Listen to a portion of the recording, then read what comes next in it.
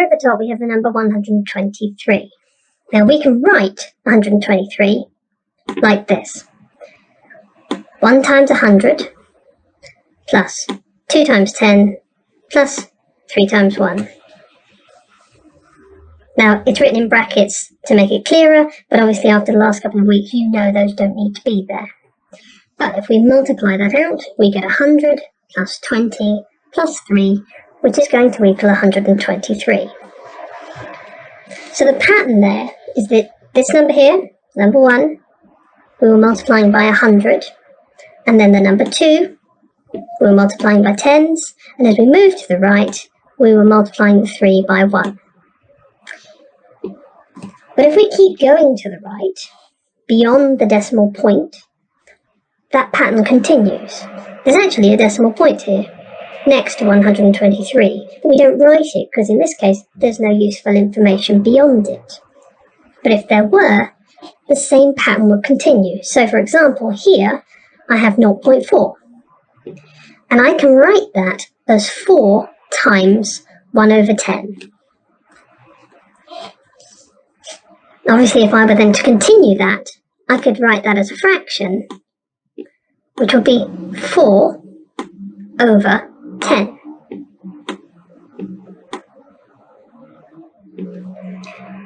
The next example, 0.04. Well, I can write that again as 4 times 1 over 100. Again, that number getting bigger, I'm dividing by another 10 each time. So with each move to the right, we divide by another 10.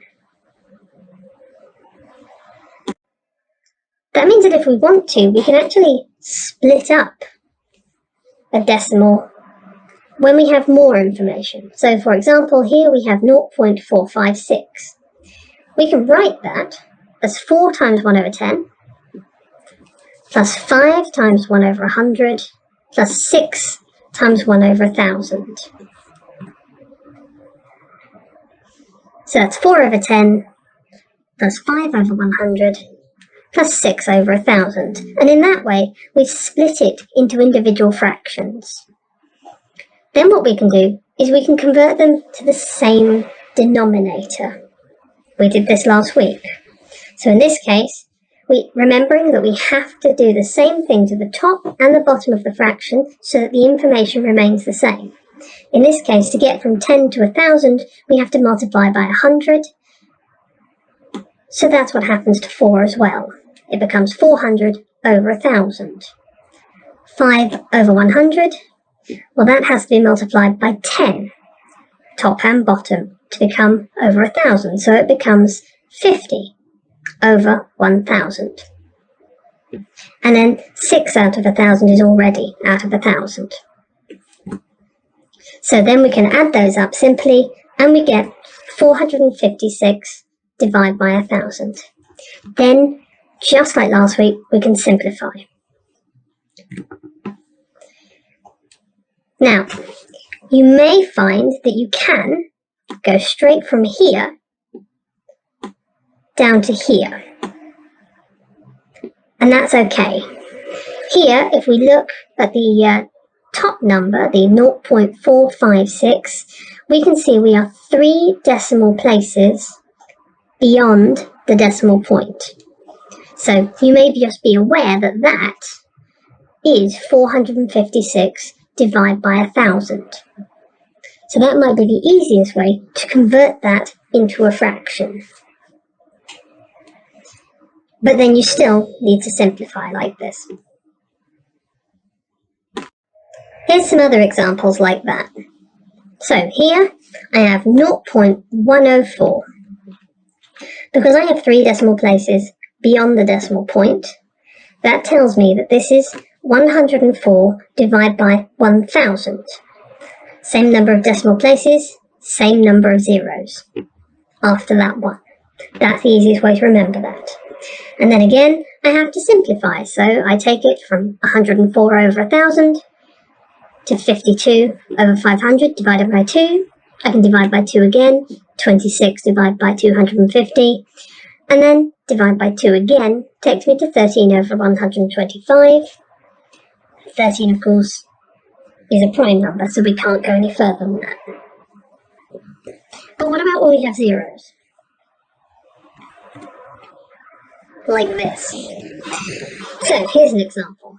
We have 0.0104. Now, I'm going to use the same technique that I used in the version above. I'm going to count the decimal places.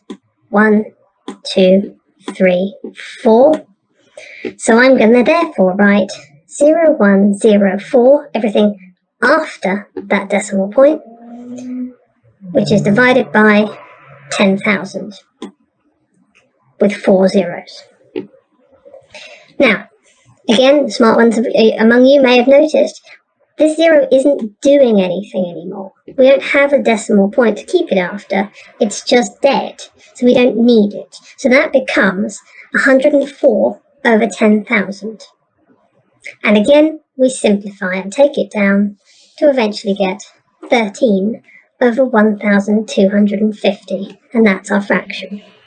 So there's a couple of different ways you can do it when you're converting a decimal to fraction. You can take each section one by one, convert them to separate fractions, and then convert the denominator to the same and add them up.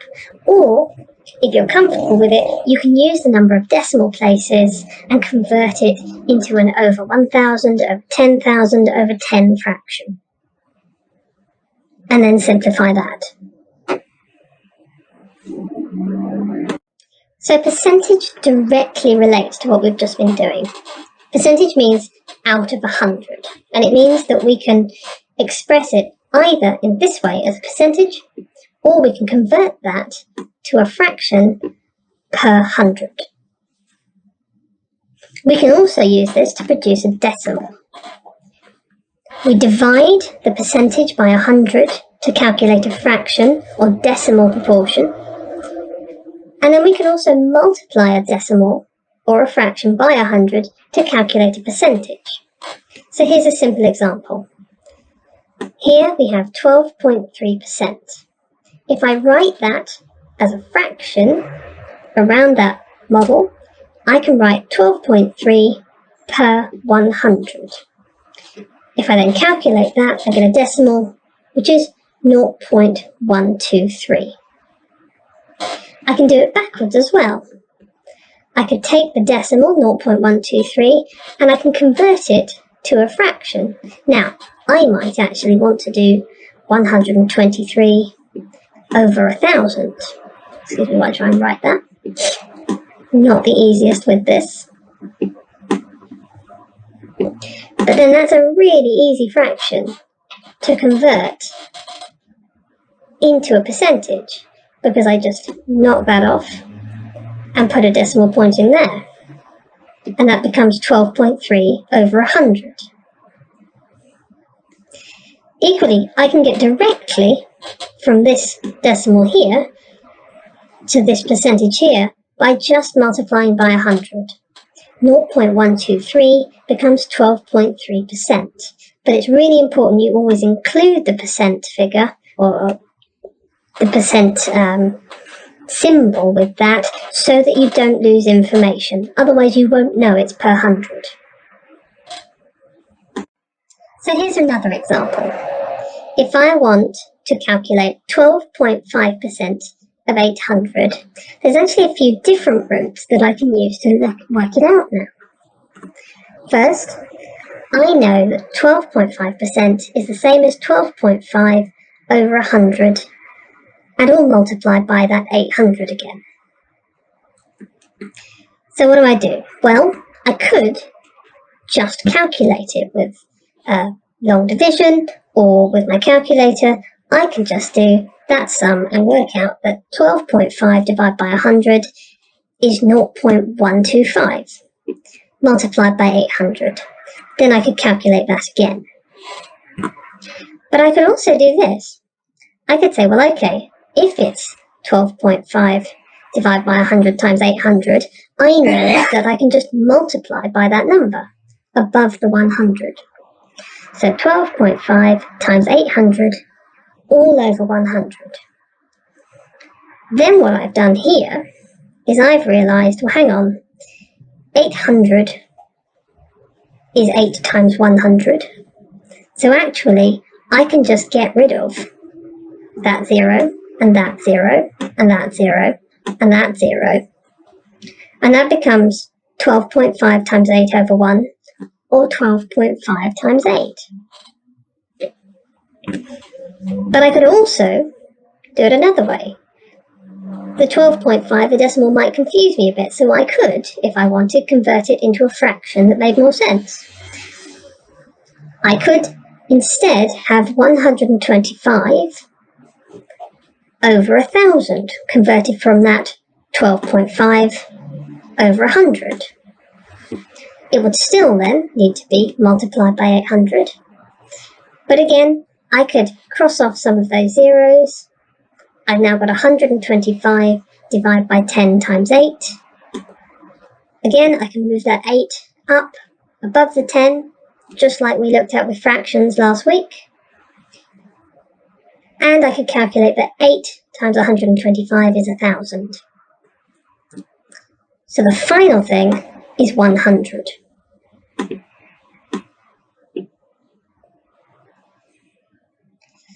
So there are multiple ways I can get to that final answer, and all of them are fine because they're mathematically correct.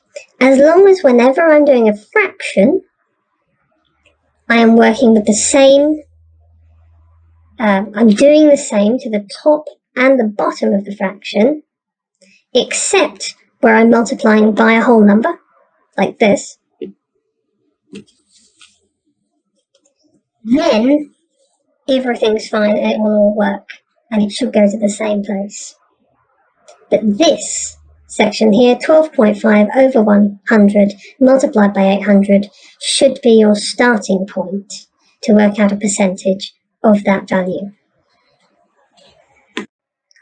So again, just to get you used to the idea, here I've got 0.1. I can also write that as 1 over 10.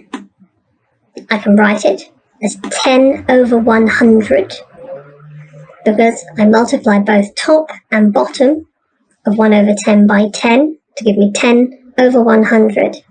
And now I know that 10 over 100, or 10 per 100, is the same as 10%. Equally, I could just have multiplied that number by 100 to get to the percentage. Again, to convert a decimal to a percentage, you multiply by 100. So here are some other examples. 0.23 decimal, if I want to convert that to a percentage, is 23%. Slightly more complicated, 0.567 as a percentage, multiplying by 100, I move that decimal place 2 points, and I get 56.7%. Again, remember to keep that percent if you're doing this method. The final example I have is 1.34. If I multiply that by 100, I get 134%, and equally, that is possible. In engineering, when you're doing comparative things, or science, when you're trying to work out percentage increases or decreases, you might well end up with a percentage greater than 100. That just means it's 134 out of 100, so it would be a top-heavy fraction. So ratios are slightly different. They're another way of kind of expressing fractions. So here's an example. If we have a number of widgets and they need to be divided up in a ratio x to y, note the notation there, we use these two small dots in between the x and the y, then the total number of widgets is represented by x plus y. We then, for x and y, can come up with two fractions that we'll be using to calculate a final value. So here, our x fraction is x divided by x plus y, and our fraction represented by this for y divided by x plus y. I'll show you in numbers what that means. So here, I have 10 litres of water, And I need to split that between a container A and container B in the ratio 1 to 4, respectively. If you don't know what respectively means, that means in that order. So it's container A, that ratio is 1, and container B to 4. So if I want to calculate how much I'm splitting that 10 litres of water into for each container, I have to produce a fraction. And I do that like this. For fraction A here, I take this number, which represents A, and I put it on top of the fraction. And then at the bottom of the fraction, I add both those numbers together, just like on the slide before. So we have effectively x over x plus y, where x is 1 and y is 4. Don't get freaked out by the algebra, I'm just trying to get you used to it. That makes the fraction overall for A 1 over 5. For fraction B, we do the same thing, but for the other number, number 4. We take the 4, we put it on top of the fraction. So the fraction for B becomes 4 over 1 plus 4, because we have to include both of those numbers in the denominator. That makes the fraction for B equal 4 over 5. So how do we use those, though, to then calculate our litres of water? Well, we multiply them by the total. That's why we use the total numbers in the first place from this ratio. So, volume A, we know is going to be a fifth of 10 litres. So here, I've got 1 over 5 times 10. That equals 1 times 10 over 5, which equals 10 over 5, which equals 2 litres. For volume B, that goes into container B, I take the fraction for B, 4 over 5, and multiply it by 10. That becomes 4 over 10 divided by 5, which becomes 40 over 5, which equals 8 litres. So now I have the split 10 litres in the ratio 1 to 4 for containers A and B. So here's another example. Bill and Ben are doing a job share. They work hours in the ratio 3 to 2. So Bill was first, Ben was second. The ratio is 3 to 2. So Bill's number in that ratio is 3 and Ben's is 2. The working week is 37.5 hours. How many hours does each work? So again, we need to form a fraction out of this from that ratio. We know that Bill is represented by the number 3, so that goes on Bill's numerator here. The total is 3 plus 2, that represents the total amount of work. And then it's all multiplied by 37.5 hours. That equals 3 over 5 times the 37.5, which if we multiply it out, is 22.5 hours. Then we do the same for Ben. The numerator is formed by the 2 from the ratio that represents Ben's work. The denominator is the sum of both of those ratio numbers. And then we multiply that fraction by 37.5, the total number of hours that they can work.